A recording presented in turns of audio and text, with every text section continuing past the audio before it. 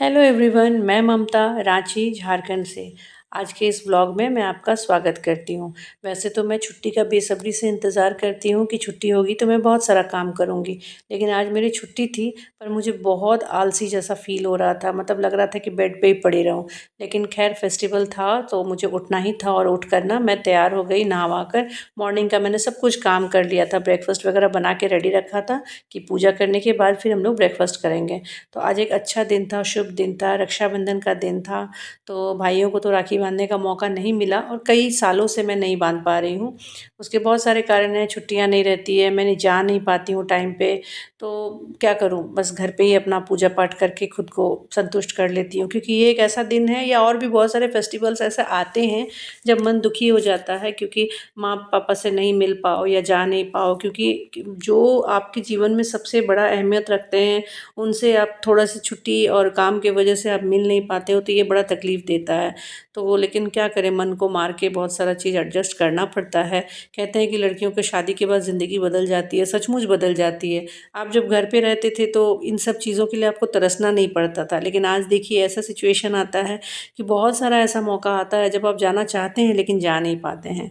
बहुत सारे वजह होते हैं, किसी का पर्सनल रीज़न होता है, किसी का जॉब होता है, किसी का कोई और रीज़न होता है, परिवार होता है, बहुत सारे वजह होते हैं। तो मैं भी नहीं जा पाती हूँ, तो मैं आज भगवान को ही राखी बांध रही हूँ और ये भी करके बहुत संतुष्टि मिलता है, क्योंकि सबसे बड़ा रक्षक जो है वो तो भगवान ही हैं।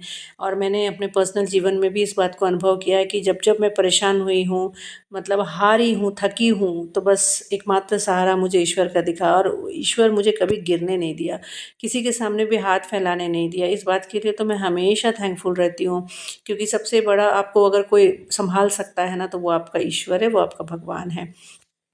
और उसके बाद अगर मैं किसी को अपना रक्षक मानती हूँ ना तो वो है मेरे मम्मी पापा।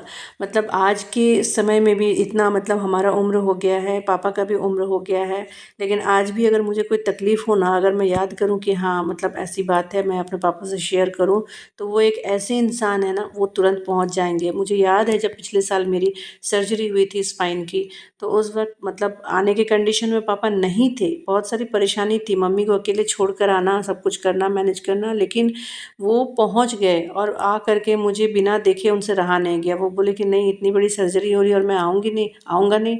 तो वो पहुँचे। तो मतलब माँ पापा वो होते हैं और मेरे पापा तो सचमुच आज भी मतलब मेरे लिए हाजिर रहते हैं।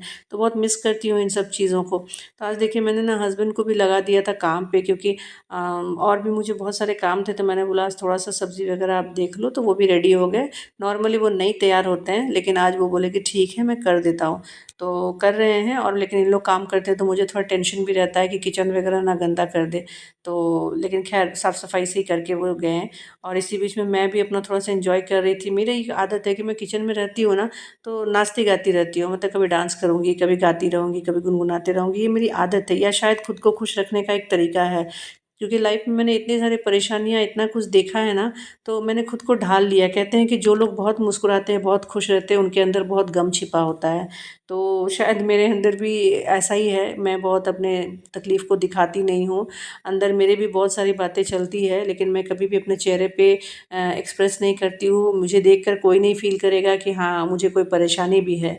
तो ये मेरी एक प्लस पॉइंट या क्वालिटी बोल सकते हैं, और ये शायद होना भी चाहिए, जिसकी वजह से मैं अपने आप को मेंटेन करके रख पा रही हूँ। वरना आज के डेट में अगर इंसान परेशान होता है तो वो मतलब जग ज़ाहिर हो जाता है, घर में माहौल ख़राब हो जाता है। लेकिन मेरे साथ ऐसा नहीं है, मैं घर के माहौल को हमेशा कोशिश करती हूँ कि ऐसे ही प्यार बना रहे, आपस में एक दूसरे के साथ हँसते गाते हमारा दिन निकल जाए।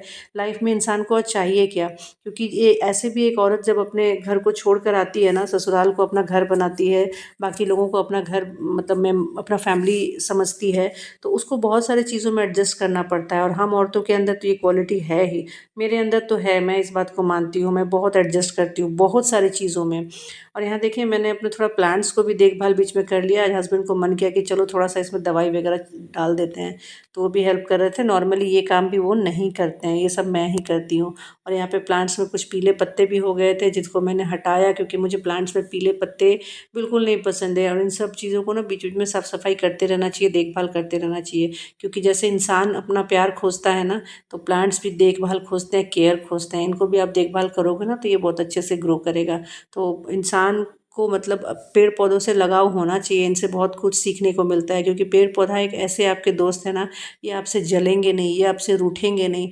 तो ये एक बहुत अच्छी चीज़ है। और यहाँ ना मेरे बेटी का एक फ्रेंड है, तो मेरी बेटी कई सालों से इसको राखी बांधती है, और ये लड़का इतना अच्छा है ना, मतलब बिना मिस किए हर साल आता है।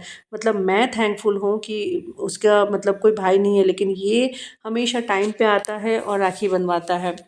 और काफ़ी दूर से आता है, और इसे बहुत जगह जाना होता है। ये अपने मम्मी पापा का इकलौता बेटा है, लेकिन इसके हाथ देखिए एकदम भरे हुए हैं राखी से।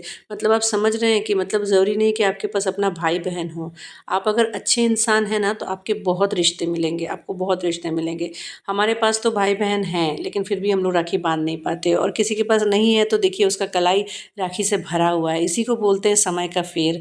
ये सब चीज़ें ना इंसान को बहुत कुछ सिखाती है कि आज आज के समय में हमें कैसे रहना चाहिए। और खैर रक्षाबंधन था, बीत गया, और यहाँ शाम का वक्त भी हो चला था, तो हम लोग सोचे कि चलो थोड़ा सा चाय पी लेते हैं। और आज चाय मैंने बनाया, थोड़ा सा लेमन ग्रास, थोड़ा सा अदरक वगैरह डालकर एक अच्छी सी कड़क चाय मैंने सोची बना लूँ, क्योंकि मुझे ना बिल्कुल चाय कड़क पसंद है, एकदम खौला कर, मतलब बहुत अच्छे से पत्ती होनी चाहिए। कभी कभी मेरे हस्बैंड बोलते हैं कि तुम इतना चाय की पत्ती डालती हो चाय में, तुम अलग से ही चाय की पत्ती खा लिया करो। तो कभी कभी मजाक से ऐसा बोलते हैं, लेकिन मुझे बहुत कड़क चाय पसंद है। और खूब अच्छे से मैं उसको बॉयल करके, हालांकि बोलते हैं कि चाय को इतना बॉयल नहीं करना चाहिए, पर क्या करो, जो आदत है वो आदत है। तो चाय भी हमारी बन गई थी, और हमारा शाम कुछ ऐसा ही बीता, और रक्षाबंधन का दिन ऐसे ही हमने बहुत प्यार से सबके साथ हंसते खेलते बिता लिया। तो चलिए, तब तक के लिए आप लोग भी अपना ध्यान रखिए। Bye bye.